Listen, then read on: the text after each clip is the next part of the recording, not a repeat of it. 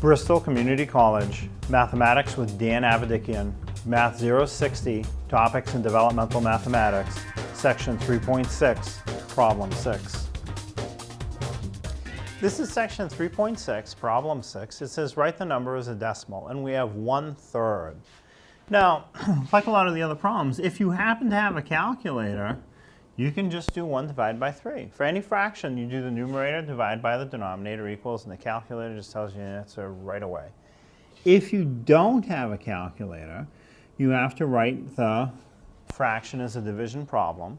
The numerator of the fraction goes under the division symbol, and the denominator goes in front, like that.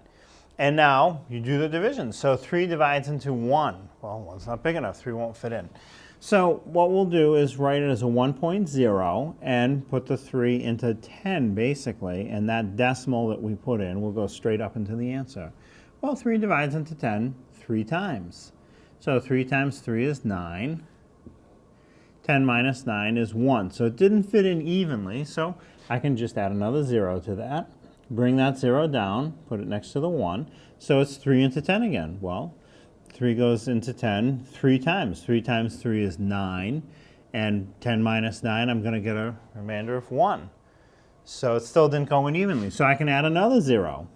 And then pull it straight down next to the 1. And it's 3 goes into 10 again. So it's also going to be 3. 3 times 3 is 9. The same thing keeps happening again and again.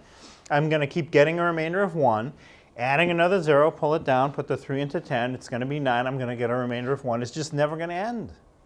So what happens is the answer is 0.3333. The 3's go forever. So I'll put dot, dot, dot, dot.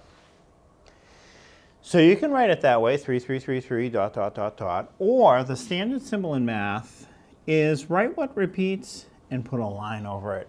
That means the same thing, but you don't have to write as much. That 0.3 with the line over it means the 3's continue and never end.